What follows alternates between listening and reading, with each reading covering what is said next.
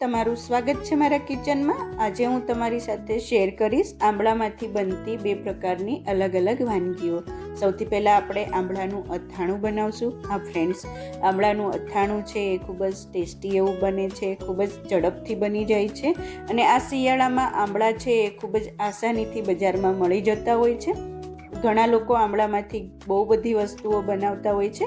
આજે આપણે અથાણું બનાવી લઈએ। સૌથી પહેલાં એક તપેલીની અંદર 2 ગ્લાસ પાણી ગરમ કરવા મૂકી દઈશું। પાણી ગરમ થઈ જાય એટલે ઉપર આવી ખાણાવાળી કોઈ પણ ડીશ મૂકી ઉપર આંબળા ગોઠવી દઈશું અને આ આંબળાને આપણે ઢાંકણ ઢાંકી 10 થી 12 મિનિટ આપણે ગેસની ફ્લેમ હાઈ રાખી બાફવા મૂકી દઈશું। 12 જ મિનિટ મૂકવાની। 12 મિનિટમાં પરફેક્ટ એવા આંબળા બફાઈ જશે। વધુ પડતું આપણે નથી બફાવા દેવાનું, નહીંતર આંબળા છે એ વધુ બફાઈ જશે। આંબળા સરસ એવા બફાઈ ગયા છે। હવે આ આંબળાને ઠંડા કરવા માટે આપણે સાઈડમાં મૂકી દઈશું। જ્યાં સુધી આંબળા ઠંડા થાય છે ત્યાં સુધી આપણે એક તપેલીની અંદર 1 કપ જેટલું તેલ ગરમ કરવા મૂકી દઈશું। તેલને એકદમ ધુમાડો નીકળી જાય એવું ગરમ થવા દેવાનું છે। ગેસની ફ્લેમ બંધ કરી અને થોડુંક એવું ગરમ હોય ત્યારે 1 ઇંચ આદુના ટુકડામાંથી પતલી એવી સ્લાઇસ કરી લઈશું, એ એડ કરી દઈશું। 2 લાલ મરચાંને લઈ એને આવી રીતે મીડિયમ સાઇઝના કટકા કરી લીધા છે, એ એડ કરી દઈશું। હલકું એવું તેલ ગરમ છે એટલે આદુ અને મરચાં છે એ સરસ રીતે હલકા એવા સોફ્ટ થઈ જશે। ફ્રેન્ડ્સ, તમે લાલ મરચાંની જગ્યાએ લીલા મરચાં પણ એડ કરી શકો છો, થોડાક તીખા હોય એવા મરચાં લેવાના। હવે આંબળા છે એ હલકા એવા ગરમ છે, બહુ એકદમ એવા ઠંડા નથી થવા દેવાના। થોડાક એવા ગરમ હોય ત્યારે આપણે એની સ્લાઇસને છૂટી પાડી દેવાની છે। તો ઉપરથી તમે હલકા હાથેથી પ્રેસ કરશો તો બધી સ્લાઇસ છે એ છૂટી પડી જશે અને ખૂબ જ આસાનીથી આંબળા સરસ રીતે બફાઈ ગયા હશે તો બધી સ્લાઇસ છે એ છૂટી પડી જશે।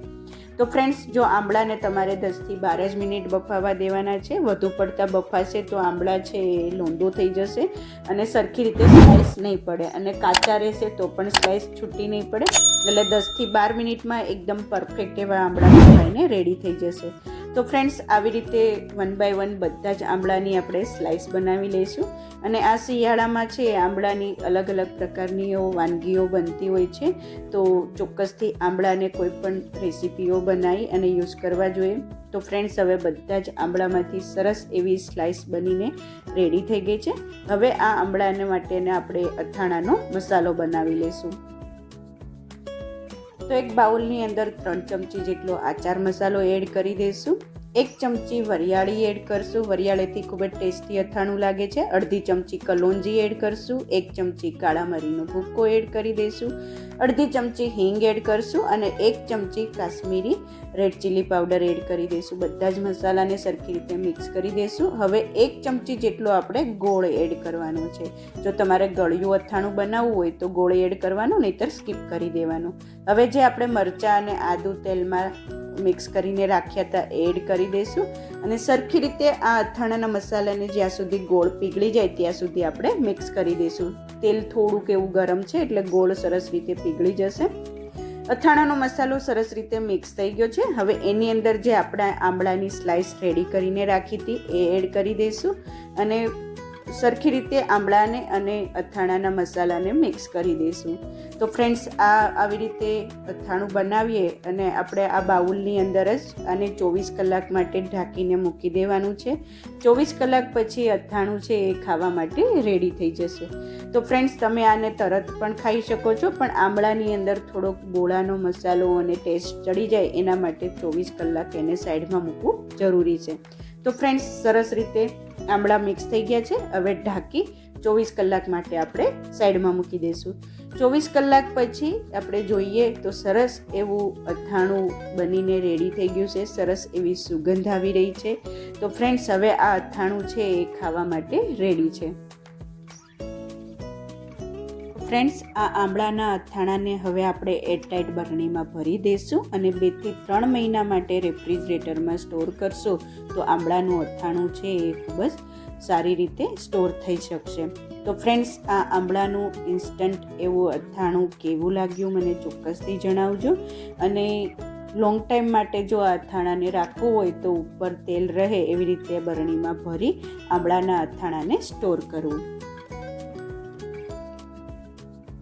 તો ફ્રેન્ડ્સ, હવે આંબળામાંથી બનતી બીજી વાનગી બનાવશું. જે આપણે બનાવશું આંબળાનું જ્યુસ. આંબળાના જ્યુસમાંથી ઘણા એવા બેનિફિટ મળે છે. રોજ સવારમાં પીવાથી ખૂબ જ ગુણકારી આંબળાનું જ્યુસ રહે છે. તો 4 થી 5 આંબળા લઈ એને આવી રીતે મોટા મોટા કટકા કરી લેશું અને એક મિક્સર જારની અંદર આપણે એડ કરી દઈશું અને ઠળિયા છે એને બહાર કાઢી લેશું. 1 ચમચી જેટલો ફુદીનો એડ કરશું. 10 થી 12 મીઠા લીમડાના પાન એડ કરી દઈશું. સ્વાદ પ્રમાણે મીઠું એડ કરશું. અડધી ચમચી જેટલું શેકેલું જીરું એડ કરી દઈશું અને અડધી ચમચી જેટલો ગોળ એડ કરશું. ગોળની જગ્યાએ તમે મધ પણ લઈ શકો છો. તમારા ટેસ્ટ પ્રમાણે અડધી ચમચી જેટલો મધ કે ગોળ એડ કરી અને મિક્સર જારનું ઢાંકણ બંધ કરી અને સરસ એવી સ્મૂથ પેસ્ટ બનાવી લેશું. તો ફ્રેન્ડ્સ, હવે આ પેસ્ટ બનીને રેડી થઈ ગઈ છે અને હવે આ પેસ્ટને આપણે ગાળી લઈશું. જો તમારે પીવું હોય તો આની અંદર 2 ગ્લાસ પાણી એડ કરી આમનામ પી શકો છો, પણ ગાળી લેશું તો એક સરસ એવું સ્મૂથ એવું જ્યુસ બનીને રેડી થઈ જશે.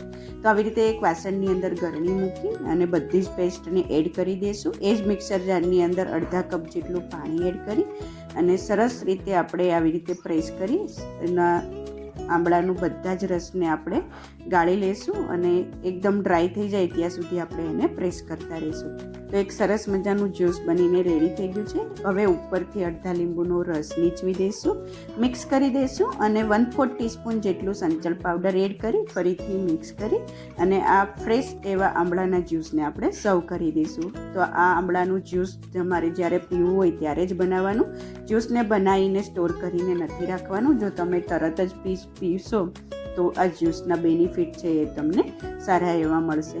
તો ફ્રેન્ડ્સ, તમને આ આંબળાનું જ્યુસ અને આંબળાના અથાણાની રેસીપી કેવી લાગી મને ચોક્કસથી જણાવજો. અને જો તમને આ બંને રેસીપીઓ પસંદ આવી હોય તો પ્લીઝ મારી ચેનલને લાઈક કરજો, તમારા ફ્રેન્ડ્સ અને ફેમિલી સાથે શેર કરજો અને સબસ્ક્રાઈબ કરી બાજુમાં આપેલા બેલ બટનને પ્રેસ કરી દેજો, જેથી તમને મારી નવી રેસીપીઓનું નોટિફિકેશન મળતું રહે. Thank you for watching. ફરીથી મળીએ એક નવી રેસીપી સાથે. ત્યાં સુધી બાય બાય.